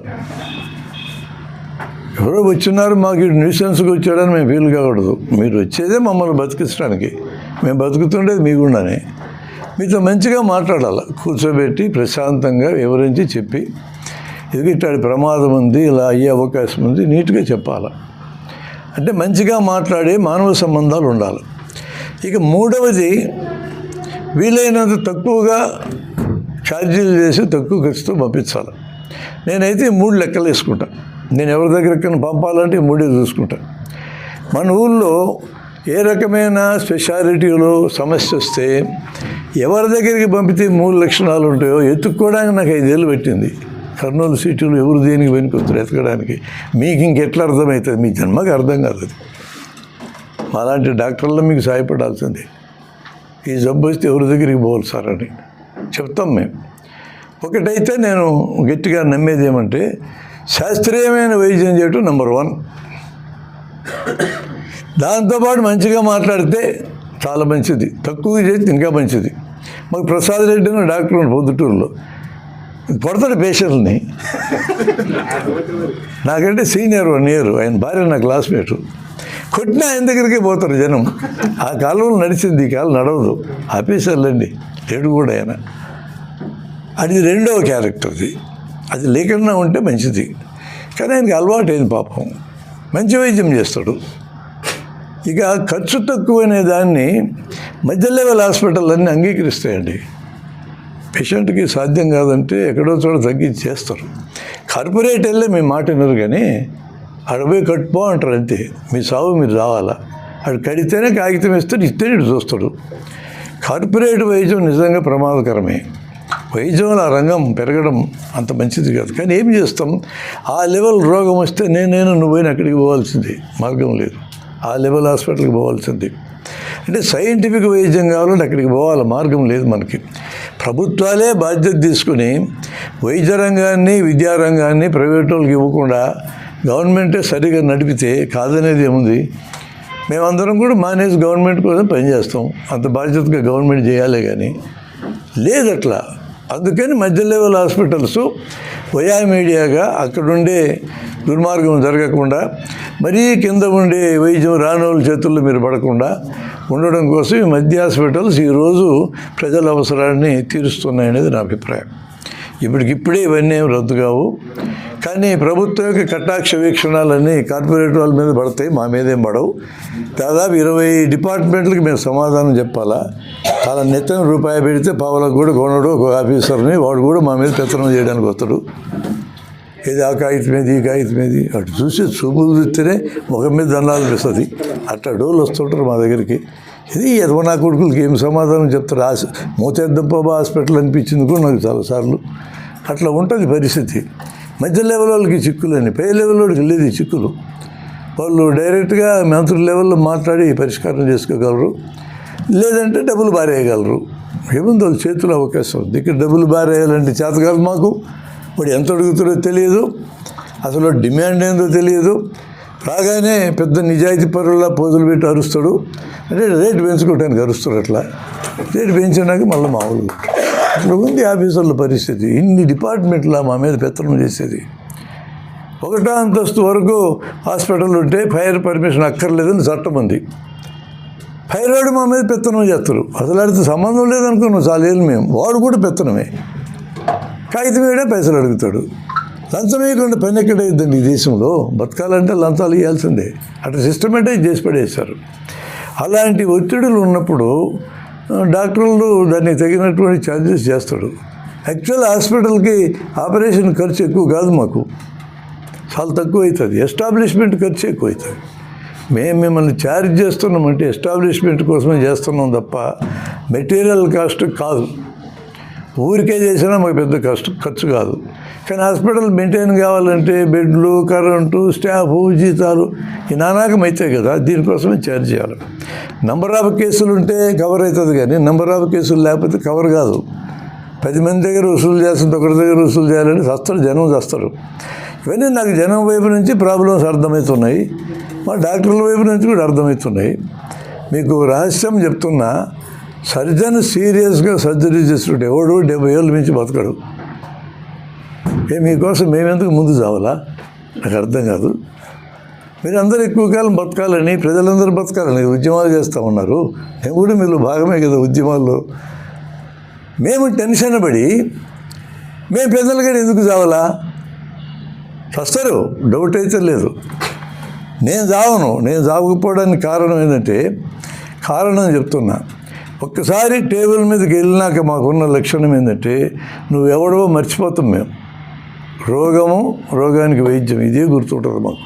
లేకపోతే మేము వైద్యమే చేయలేము. మీరు బయట టెన్షన్ పడ్డదంతా మేము పడితే ఒక్కడికి వైద్యం జరగదు. నేను రోగిగా చూడాలా, రోగాన్ని చూడాలంతే. నేను ఇదివరకు అట్లే చూసాను మొదట్లో. ఈ మధ్యకాలంలో తగ్గించేసిన నేను. మా బంధువులకి ఆపరేషన్ చేయాలంటే భయం వేస్తుంది నాకు. నేను సార్ దగ్గరే చేయించు ఆపరేషన్. నా బంధువు, నా కొడుకు మామకి పొట్టలో క్యాన్సర్ వచ్చింది. నేను మామూలుగా చేసే ఆపరేషన్లు అవి ఎన్నో చేసి ఉన్న గతంలో. నేను నా కొడుకుతో మాట్లాడారు, నేను చేయను, రామచంద్ర నాయుడు సార్తో చేయిద్దామన్నా. ఎందుకంటే ఆయన ఎక్స్పర్ట్ దాంట్లో, ఎక్స్పర్ట్ అందుబాటులో ఉన్నాడు, ఖచ్చితంగా నాకంటే బాగా చేయగలడు, అందులో డౌట్ లేదు. నేను చేయగలిగినా కూడా ఎందుకు చేయలేదు వాడికి చెప్పిన విషయం. ఇది ఖచ్చితంగా మళ్ళీ వస్తుంది క్యాన్సరు. మళ్ళీ వచ్చి నాకు ఏమంటారు మీ బంధువులు, పెద్ద బంధువర్గం వాడిది, ఏమంటారు, ఎంబీబీఎస్ వాడితే ఎందుకు చేయొచ్చు నువ్వు, అందుకని వచ్చింది అంటారు. ఇక నేను బతికినంతకాలం, ఆ ఎదవలు బతికినంతకాలం నా ముఖం చూస్తానే ఉంటారు. వాడిని చూసినప్పుడల్లా నాకు అనుమానం వస్తాను ఉంటుంది, తిట్టుకుంటున్నాడు కొడుకులని. వద్దురా నాయన ఇది. పైగా ఆయనకి చిన్న హార్ట్ ప్రాబ్లం ఉంది, అంతకంటే పెద్ద హార్ట్ ప్రాబ్లమ్స్ ఉంటేనే చేసినాం మేము. మన విజయదుర్గలో డాక్టర్ వసంత్ కుమార్ హాస్పిటల్లో చేయిద్దాంలేని సార్కి చెప్పి అక్కడ చేయించాం. నేను పక్కన ఉన్నా. ఇప్పుడు నా పని అంతా ఆ పక్కన 2 గంటలు ఉంటే చాలు. నేను చేస్తే వారం 10 రోజులు బయటికి పోవడానికి లేదు. రెండోది ఆయనకి ఏ చిన్న సమస్య ఎప్పుడు వచ్చినా నేనే రావాలా. ఏడాడు ఉంటే పిలిపిస్తారుగా, ఇప్పుడు గొడవ లేదు. 2 ఏళ్ళు అయినాక మళ్ళీ వచ్చింది జబ్బు, ఆయన దగ్గరికే పోయినాం. ఆయన సింపుల్గా చెప్పేసి ఈ జబ్బు మళ్ళీ ఎప్పటికైనా వస్తుంది సార్ అని. ఈ మాట నేను చెప్తుండ్రా, యాక్సెప్ట్ చేసేది నా కోడలు, వాళ్ళ బంధువులు యాక్సెప్ట్ చేశారు. 2 ఏళ్ళు బతికాడు, మరణించాడు. నాకు మంచి మిత్రుడు ఆయన, శ్రీరాములని సిఏగా రిటైర్ అయినాడు. ఈ ఆలోచన ఎందుకు మా లాంటి వాళ్ళకి వస్తుందంటే, పేషెంట్లకు విషయం తెలియకనే. మీ తప్పు కూడా కాదు అది, మీకు విషయం తెలియదు. అలాంటి రిస్క్ తీసుకోవడానికి సిద్ధంగా లేరు డాక్టర్లు, ఇప్పుడు భయపడుతున్నారు. ఎప్పుడైతే రోగికి సమస్య వస్తే డాక్టరే బాధ్యుడనే చట్టం ఉన్నంతకాలం ఇట్లే ఉంటుంది. మీ బయట వెహికల్ యాక్సిడెంట్ జరిగితే ఇన్సూరెన్స్ కంపెనీ కట్టుకుంటుంది. ఇక్కడ మెడికల్ యాక్సిడెంట్ జరిగితే ఇన్సూరెన్స్ కట్టుకోవచ్చు కదా, మా నెత్తికి ఎందుకు రావాలా? కన్స్యూమర్ ప్రొటెక్షన్ యాక్ట్ అనే తప్పుడు యాక్ట్ వచ్చింది. అది ఎంత ప్రమాదం అంటే ఆ యాక్టు, పెరిఫెరల్లోకి ఆపరేషన్ చేశారు. ఆ పెరిఫెరల్లోకి నాలెడ్జ్ అంతా పోవడం చాలా టైం పడుతుంది. అది క్యాన్సర్ అనుకున్నాం, అక్కడ ఆడికి చేయటం రాదు, మామూలు జబ్బు అనుకుని ఓపెన్ చేశాడు. ఇప్పుడు వాడు ఏం చేయాలా? వాడు చేయలేకపోతే హైయర్ సెంటర్కి పంపాలా. క్లోజ్ చేసి పంపితే నువ్వు చేయకుండా ఎందుకు చేసినావు అని వాడి మీద కేసు పెట్టావు అనుకో, 90 రోజుల్లో పరిష్కారం కావాలంటుంది చట్టం. 90 రోజులు అవుతుందా? ఈ లోపల జబ్బు పెరగదా? అటు కాకుండా అదొక మెడికల్ యాక్సిడెంట్ కింద భావించి అతను చేయలేకపోయినాడు. ఓకే, ఇన్సూరెన్స్ కవర్ చేశారనుకో, డబ్బులు తీసుకొని ఇంకో సెంటర్కి వెళ్ళి చేయించుకుంటాడు. డాక్టర్కి పేషెంట్కి ఈ శత్రుత్వం ఎందుకు ఉండదు? పోతుంది కదా. అందుకని వెహికల్ యాక్సిడెంట్లో థర్డ్ పార్టీ ఇన్సూరెన్స్ లాగా వైద్యంలో జరిగే యాక్సిడెంట్స్ లాంటివి కూడా ఇన్సూరెన్స్ కవర్ గవర్నమెంట్ వైపు నుంచి కానీ జరిగితే పేషెంట్కి డాక్టర్ రిలేషన్షిప్ బాగవుతుంది. ఎన్ని ఏళ్ళ నుంచి చెప్తున్నాడు ఈ పనికిమాలిన గవర్నమెంట్లకి, బుద్ధి జ్ఞానం లేదులకి. అది చేసి ఉంటే ఇంతలో ఫ్రిక్షన్ ఉండదు కదా. దీనికి తోడు మా చిరంజీవి గారి పనికిమాలిన సినిమా కూడా తీస్తుంది, ఠాగూర్ సినిమా అని. డాక్టర్లు కావాలని అటు ఇటు తిరుగుతారు, సంపత్తులు అనవసరంగా ఐసీయూలు పెడతారు. అనవసరంగా ఐసీయూలు పెట్టి ఉండొచ్చు కొన్ని కేసులని కాదన్నాం. ఇప్పుడు అనవసరంగా ఎన్ని వైద్యాలు జరగడంలా. మీరు చురుక్కు అంటే గుండె డాక్టర్ సరిపోవడంలా, చురుక్కుని వస్తుందా గుండెపోటు ఎక్కడన్నా? మేము చెప్తున్నాం బయట క్లాసులు పెట్టి రాదు అట్లా అని. తలకాయ నొప్పి అంటే డైరెక్ట్గా న్యూరోఫిజిషియన్ పోవడంలా. మీరు ఎంఆర్ఐ దగ్గర మాట్లాడుతున్నామా మేము? ఎట్లా మాట్లాడుతున్నారు ఆయన? అంత పెద్ద డాక్టర్ దగ్గరికి పోతే ఆయన మిస్ అయితే ఎట్లా? ఎంఆర్ఐ 8,000 తీయాల్సింది. అట్లనే మేము ఒత్తిడి పెట్టినాం కదా మనం. తలకాయ నొప్పి వస్తే పెద్ద డాక్టర్ దగ్గరికి పోవాలా, కడుపు నొప్పి వస్తే పెద్ద డాక్టర్ దగ్గరికి పోవాలని మీరు అనుకున్నందుకు నేను పరీక్షలు చేయాల్సి వస్తుంది. 80% జబ్బులు కింద ఫిల్టర్ అయిపోతాయి. ఈ జ్ఞానం మనం ప్రజలకు అందించేదాకా ఈ నష్టం జరుగుతూనే ఉంటుంది. మేము దాని మీదనే పుస్తకాలు రాసినాం. మీరు రావద్దు అనవసరంగా 80% రోగులు మా దగ్గరికి ఎందుకు వస్తారు మీరు? నేను ఒకసారి సీతారాం దగ్గరికి వెళ్ళినా, 70-80 మందిని చూస్తాడు ఆయన. ఖచ్చితంగా హాస్పిటల్ టైం బయటికి రాడు ఆయన. ఒకప్పుడు అది కూడా వచ్చేవాడు కాదు.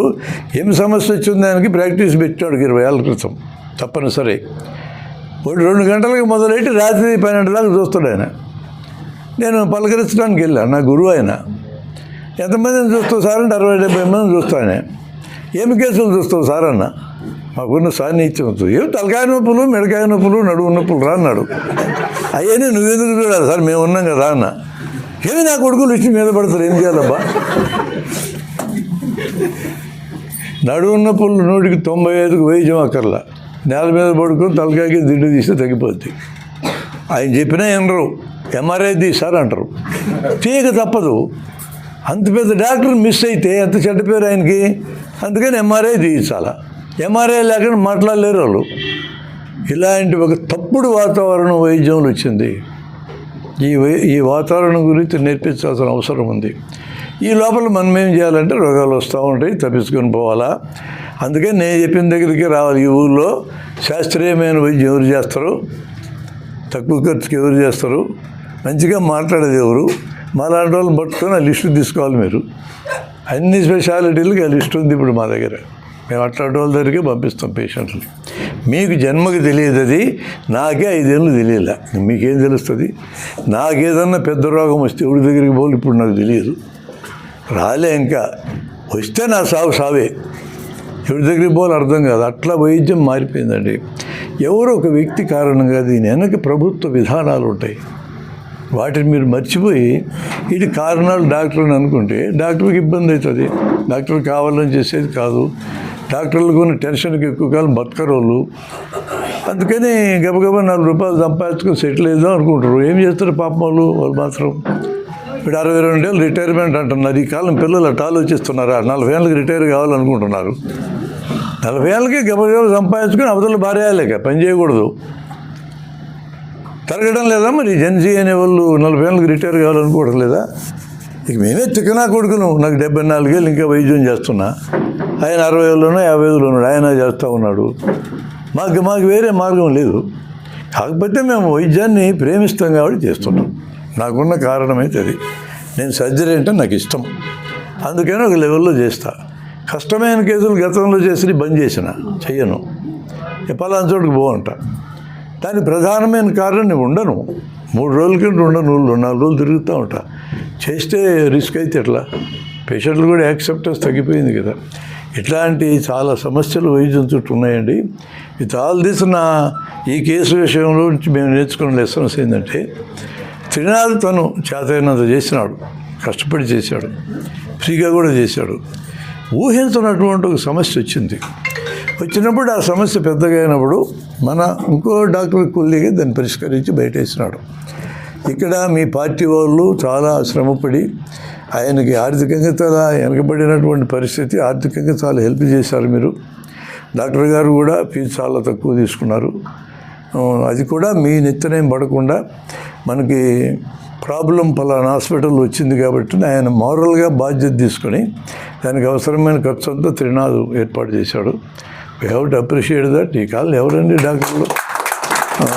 నా దగ్గర కేసుకు ప్రాబ్లం వస్తే నేను డబ్బులు పెడుతునే వాళ్ళు. మాకు మొదటి నుంచి మా పాలసీ, మా హాస్పిటల్ అవుతుంది. మా దగ్గర ఏ చిన్న సమస్య వచ్చినా అతను బాగయ్యేదాకా ఖర్చు మేమే పెట్టుకోవాలి. ఇప్పుడు ఒక చిన్న కేసు మా డాక్టర్కి ఆయన సర్కంసెషన్ అంటే సుంతి చేసి ఆపరేషన్ చేస్తూ డైథర్మీ బర్న్ వచ్చింది. డైథర్మీ బర్న్ అయ్యి కొంత పోయింది, కొంత టిష్యూ. అది ఇప్పుడు తిరుగుతూ ఉన్నాడు. ఇప్పటికి 1 లక్ష ఖర్చు అయింది. అడిగి తిరుగుతూ ఉంటే హైదరాబాద్లో డాక్టర్ దాన్ని బాగు చేస్తారు. 2 లక్షలు అడిగాడు. ఎవరు ఆడబెట్టుకుంటారు 2 లక్షలు? నేను పెడతాలే అంటే నీకు నిజంగా పెట్టగలిగే స్థాయి కాదు మాది. తప్పించుకోవడం సాధ్యమే, నేను తప్పించుకోదలుచుకోలే. నా దగ్గరకు వచ్చి నష్టం జరిగినాక నాదే బాధ్యత. ఈ ఫిలాసఫీ అన్ని చోట్ల నడవదు, చేయలేరు డాక్టర్లు. వాళ్ళకుండే ఖర్చులు ఇబ్బందులు. కానీ డాక్టర్ త్రినాథ్ ఆ బాధ్యత తీసుకుని మోరల్గా రెస్పాన్సిబిలిటీ తీసుకుని ఆయనకైన ఖర్చు అంతా ఆయన భరించడం చాలా గొప్ప విషయం అని నా అభిప్రాయం. I appreciate him. రమ్మని నేను అడిగినా, నువ్వు రాయా ఇక్కడికి, ఏదో మనసులో ఏదో ఉంటుందిలే, నీ వల్ల జరిగింది అనుకుంటారు, ఇదంతా పోతుంది, ఇక్కడికి వస్తే అవన్నీ క్లియర్ అయిపోవాలి. అందుకని డాక్టర్లు మీ శత్రువులు కాదు. డాక్టర్లకి పేషెంట్లకి మధ్య మంచి రిలేషన్ ఉండాలని మనం కోరుకుంటాం. కానీ ఏదన్నా చిన్న పొరపాటు జరిగితే వీడు మా శత్రువు అనే లెక్కలో మీరు భావించరు. మేము కూడా అట్లా గిల్టీ ఫీల్ కావాల్సిన అవసరం లేదని ఉద్దేశిందని డాక్టర్ గారు రమ్మన్నా. ఆయన ఏదో పని మీద ఉన్నట్టున్నారు, రాలే. మంచి డాక్టర్, నాకు తెలుసు కూడా ఆ వ్యక్తి. ఆయన చాలా బాధ్యతగా ఈ రామకృష్ణారెడ్డి కేసు విషయంలో వ్యవహరించాడు అనేది నా అభిప్రాయం. సరే, anyway everything ended up well. అలా రామకృష్ణారెడ్డి మనకు మిగిలినాడు, పని చేయించుకోండి. Thank you very much for giving this nice time. ఆ ప్యాంక్రియాటిస్ అనేది ప్యాంక్రియాస్ ఒక గ్రంథి ఉంటుంది.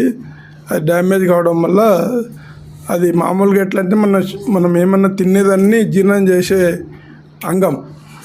అంటే మనం ఏమన్నా తిన్నామంటే అది ఇప్పుడు మటన్ ముక్క తిన్నట్టు డైజెస్ట్ అయిపోతుంది కదా, అట్లానే. కానీ అదే మన భాగాన్ని మనమే డైజెస్ట్ చేసేస్తాం. అంటే మన శరీరాన్ని మనమే తినేస్తాం అన్నట్టు. ఆ తినేయడం వల్ల ఆ ప్యాంక్రియాస్ దాని చుట్టూ సరౌండింగ్ ఉన్న స్థలం అంతా కూడా నెక్రోజ్ అయ్యి చీమ పడుతుంది. అది ఇట్లా వేరే భాగంలో చీమ అంటే ఇట్లా కట్ చేస్తే ఇట్లా కారిపోయే చీమ కాదు, మనం తీస్తున్న కొద్దీ ఊడుతూ ఉంటుంది. చెల్మెల నీళ్ళు కొట్టినట్టు నీళ్ళు తీస్తే ఎట్లయితే ఊడుతుందో అలా ఊడుతూ ఉంటుంది. అందుకొరకే ఒకసారి ఆ చీమ తీసినాక కూడా మేము ఒక నెల పెట్టుకోవాల్సి వచ్చింది. ఎందుకంటే రోజు ఊడుతూనే ఉంటుంది, ట్యూబ్లలో వస్తూనే ఉంటుంది భయంకరంగా. ఒకరోజు అయిపోయేది కాదు అది. సో అన్ని రోజులు ఆయన తినడం చాలా ఇబ్బంది కనుక మనం తినడానికి పైప్ పెట్టడము, ఆ పైప్ ద్వారానే ఫుడ్ పోవడము. తిండి ఎంత చాలా ముఖ్యం. న్యూట్రిషన్ అనేది ఇన్ఫెక్షన్ ఎంత ఇబ్బందో అది కూడా అంత ముఖ్యం. అటువంటి క్లిష్ట పరిస్థితులైన కండిషన్లో మామూలుగా అమెరికాలో చేసినా కూడా 100 మంది చేస్తే 40 మంది చనిపోతారు. కనుక మన సిస్టంలో ఇంకా ఎక్కువ ఉంటుంది కనుక 50% ఉండొచ్చు అని మేము ఛాన్స్ 50% ఛాన్స్ మేము బయటపడవచ్చు, బయటపడకపోవచ్చు. మనం చేసాం. Brahma Reddy sir you go head, ఏమన్నా ఉంటే చేస్తాము. ఫైనాన్స్ కూడా నాకు చాలా మంచి మిత్రుడు, ఫైనాన్స్ గురించి ఏం వరి కావద్దు, కావాలంటే నేను పర్సనల్గా పెట్టుకుంటానని అన్నాడు డాక్టర్ బ్రహ్మారెడ్డి గారు. అట్లనే అంతవరకు ట్రీట్ చేసిన డాక్టర్ కూడా ఫోన్ చేసి మీరు చేసేదాన్ని చేయండి, మిగతాది ఏమన్నా ఫైనాన్స్ కానీ ఏమైనా ఇబ్బందులు ఉంటే మేము చూసుకుంటాం అన్నమాట వాళ్ళు చెప్పినారు. అందరికంటే కుటుంబ సభ్యులు అండగా నిలిచి నా మీద నమ్మకం పెట్టి నాతో చేయించినందుకు వాళ్ళ కృతజ్ఞతలు. అండ్ ఇంతమంది పేషెంట్లకు ట్రీట్మెంట్ చేస్తూ ఉంటాము, గుర్తుపెట్టుకొని ఇన్ని రోజులు పిలిచినందుకు రామకృష్ణారెడ్డికి నమస్కారాలు. Thank you very much. సభకు ముఖ్యమైనటువంటి వ్యక్తి రామకృష్ణారెడ్డి సార్ గారిని మాట్లాడాల్సిందిగా కోరుతా ఉన్నాం.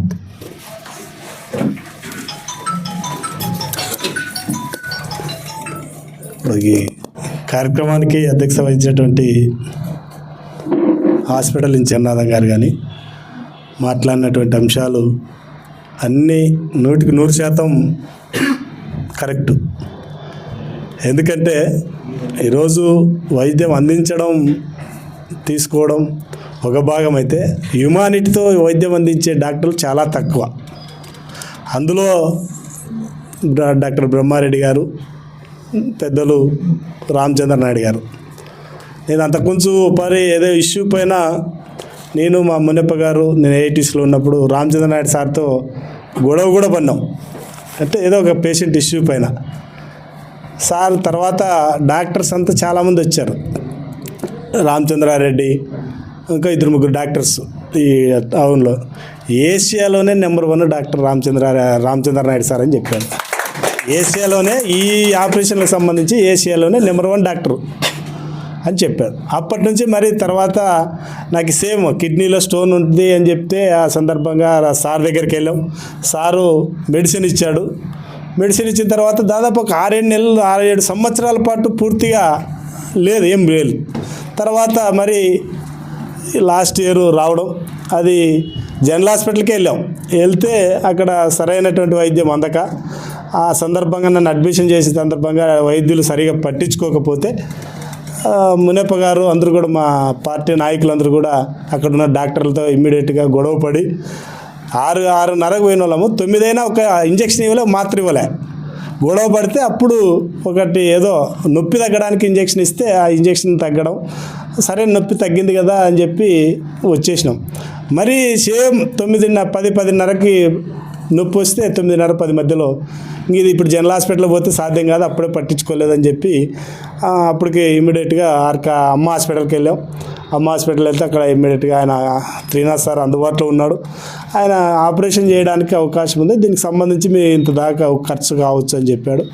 సరే అని చెప్పి అడ్మిషన్ ఇక్కడ లేదు, ఆర్క్ హాస్పిటల్కి తీసుకెళ్ళండి అని చెప్తే ఆర్క్ హాస్పిటల్కి వెళ్తే ఆపరేషన్కి రాత్రే ప్రిపేర్ చేశారు.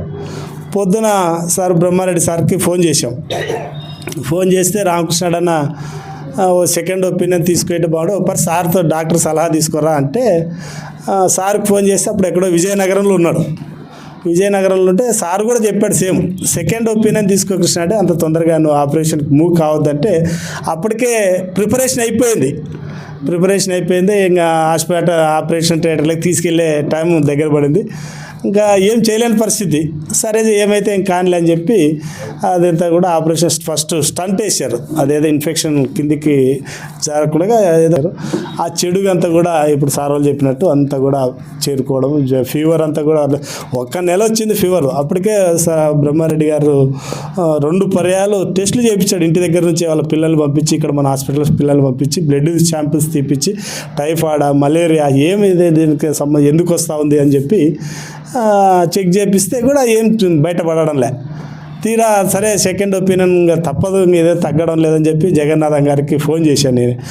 మా భార్య ఒకటే ఫోన్ చేయి అంటే ఫోన్ చేస్తే ఓకే మాలకొండ అయితే మాట్లాడతానని చెప్పాడు సార్. మాలకొండ గారితో మాట్లాడితే రమ్మని రేపు అంటే ఫైల్ అంతా ఎత్తుకున్నాం, ఇంత ఆర్క్ హాస్పిటల్ సంబంధించిన ఫైల్, నెల ఫైల్ కదా, అంత ఎత్తుకొని వెళ్ళాం. అదంతా ఆయన స్టడీ చేసి సరే ఒక బాటిల్ పెట్టి టెస్ట్ చేశాడు. అంటే ఇట్లా కడుపు కింద ఇట్లా ఒత్తుకుంటూ వచ్చాడు. ఇక్కడ గట్టిగా వచ్చినప్పుడు పెయిన్ వచ్చింది. అబ్బా అన్నప్పుడు ఇక్కడ ఏదో ఇన్ఫెక్షన్ ఉన్నట్లుంది, ఆ టెస్ట్కి రాశాడు. ఆ టెస్ట్కి రాయడంతో ఇదంతా బయటపడింది, లేకపోతే బయటపడిండేది కాదు. అదంతా టెస్ట్ అంతా రిపోర్ట్ వస్తలకే 3-3:30 అయింది.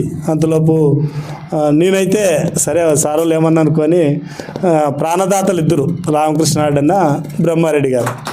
ఎందుకు చెప్తానంటే ఆ రోజుకి నేను సార్ రాకపోతే మరి ఇంకొంత పొరపాటు జరిగిండి ఉండేదేమో.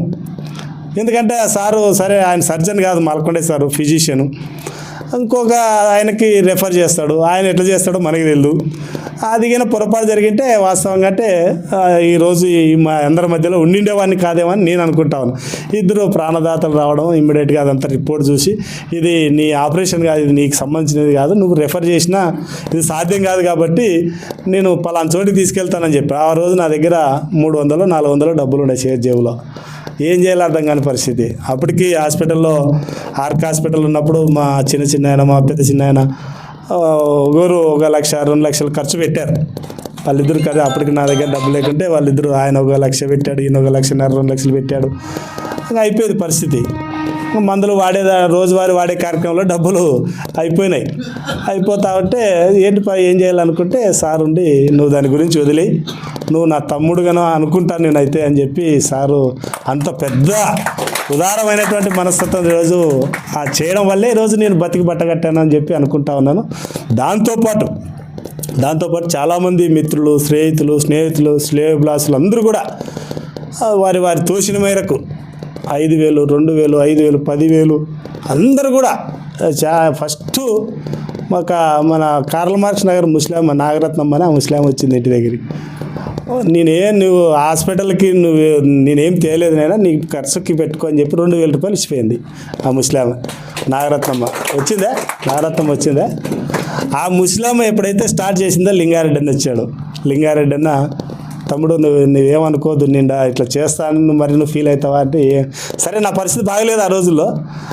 ఇక అన్నగా కొంత సాయం చేశాడు. తర్వాత రామకృష్ణ అన్న చేశాడు. తర్వాత నా వాకర్స్ ఫ్రెండ్స్ లక్ష్మణ వీళ్ళు సాయం చేశారు. అట్లాగే మన మిత్రులు నాగరాజు, ప్రజానాట్యం నాగరాజు, ఇట్లా అందరూ కూడా ప్రతాప్ రెడ్డి సారు అందరూ కూడా. శ్రీరాములు అయితే హాస్పిటల్ బిల్లు కట్టడానికి 1 లక్ష రూపాయలు తీసుకొని వస్తే వద్దులే బ్రదర్ ఇట్లా ఈ విధంగా జరుగుతూ ఉంది, ప్రాసెస్ జరుగుతూ ఉంది.